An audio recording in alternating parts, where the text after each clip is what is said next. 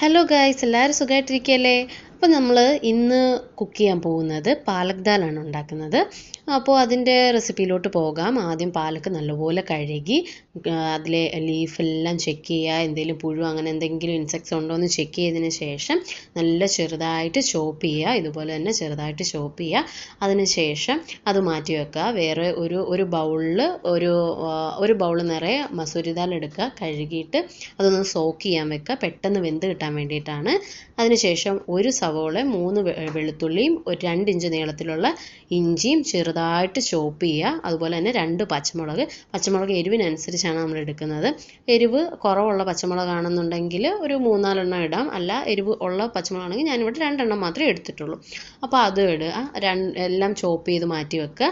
അപ്പോൾ നമ്മൾ മുമ്പേ പാലക്ക് അരിഞ്ഞു വെച്ചു. ഇപ്പോൾ ഉള്ള ബാക്കിയുള്ള വെജിറ്റബിൾസും എല്ലാം അതിൽ ആഡ് ചെയ്യേണ്ടത് എടുത്ത് വെച്ചിട്ടുണ്ട്. പിന്നെ നമുക്ക് അടുത്ത് വേണ്ടത്, നമ്മൾ നേരത്തെ ദാല്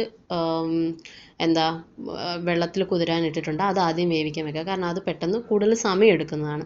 അപ്പോൾ അത് വേവിക്കാൻ വെക്കുക. ഒരു കുക്കർ വെക്കുക. കുക്കറിനകത്ത് നമ്മൾ പരിപ്പിടുക. പരിപ്പിട്ടതിന് ശേഷം നെകക്ക വെള്ളം ഒഴിക്കുക. കുറച്ചുകൂടെ മേളിൽ ഒരു ലെവലിൽ വെള്ളം ഒഴിക്കുക. അതിനുശേഷം ഒരു 1/4 സ്പൂൺ മഞ്ഞൾപ്പൊടി ഇടുക. മഞ്ഞൾപ്പൊടി ഇട്ടതിന് ശേഷം 1 സ്പൂൺ വെളിച്ചെണ്ണ ഒഴിക്കുക. എന്നിട്ട് കുക്കർ നല്ലപോലെ അടച്ചു വെക്കുക. അത് അപ്പുറത്തെ സ്റ്റൗവിലിരുന്ന് നല്ലപോലെ വേവട്ടെ. ആ സമയത്ത് നമുക്ക് നെക്സ്റ്റ് അടുപ്പിൽ വെച്ചിട്ട് നമുക്ക് നമ്മുടെ ബാക്കിയുള്ള മിക്സാണ് തയ്യാറാക്കേണ്ടത്. അപ്പോൾ ജസ്റ്റ് നല്ലപോലെ കുക്കറിൻ്റെ മൂടിയൊക്കെ നല്ലപോലെ അടച്ചു വെക്കുക. എന്നിട്ട് അത് ഒരു മീഡിയം ഫ്ലെയിമിൽ വെച്ചാൽ മതി. എന്നിട്ട് അടുത്ത് പാൻ വെക്കുക. പാൻ ഒന്ന് ചൂടായി കഴിയുമ്പോഴത്തേക്ക് അതിൽ 2 സ്പൂൺ വെളിച്ചെണ്ണ ഒഴിക്കുക.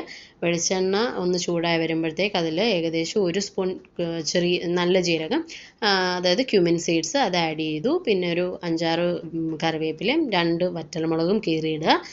നമുക്ക് അതിന് ശേഷം നമുക്ക് ആഡ് ചെയ്യേണ്ടത്, ഇതിൻ്റെ ഒരു പച്ചമണം മാറി ഒന്ന് പൊട്ടും, അതായത് ക്യുമിൻ സീഡൊക്കെ ഒന്ന് പൊട്ടി വരുമ്പോഴത്തേക്കും നമ്മൾ നമ്മുടെ ഇഞ്ചി, വെളുത്തുള്ളി, അതുപോലെ പച്ചമുളക് ചെറുതായിട്ട് ചോപ്പ് ചെയ്തത് ആഡ് ചെയ്ത് കൊടുക്കുക. അത് നല്ലപോലെ സോട്ട് ചെയ്യുക.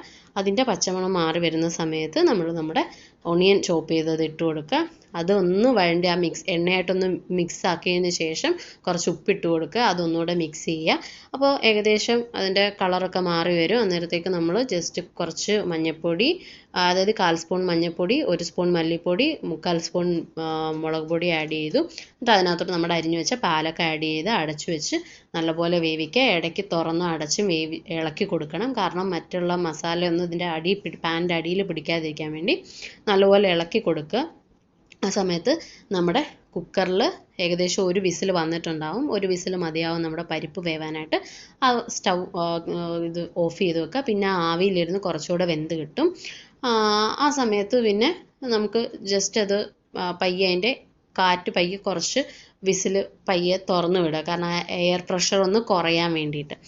എന്നിട്ട് ഈ പാലക്ക് നല്ലപോലെ വേവുന്ന വരെ വെയിറ്റ് ചെയ്യുക. നമ്മൾ ആദ്യം ഇട്ട അളവിൽ നിന്ന് പകുതിയായിട്ട് പാലക്ക് അളവ് കുറഞ്ഞിട്ടുണ്ടാവും. ഈ സമയത്ത് നമ്മുടെ വെന്ത പരിപ്പ് ഈ നമ്മുടെ പാലക്കിൻ്റെ മിക്സിലോട്ട് ആഡ് ചെയ്യുക. മീഡിയം ഫ്ലെയിമിൽ വെച്ച് തന്നെ നല്ലപോലെ ഒന്ന് തിളപ്പിക്കുക. ആ സമയത്ത് നമുക്ക് വേണമെങ്കിൽ കുറച്ച് ടേസ്റ്റ് കൂടാൻ വേണ്ടിയിട്ട് 1 സ്പൂൺ നെയ്യ് ആഡ് ചെയ്യാം. പിന്നെ അരിഞ്ഞു വെച്ച് മല്ലിയില ആഡ് ചെയ്യുക. നമ്മുടെ കറി റെഡി ആയിട്ടുണ്ട്. അപ്പോൾ ഇതാണ് നമ്മുടെ പാലക് ദാൽ. എല്ലാവർക്കും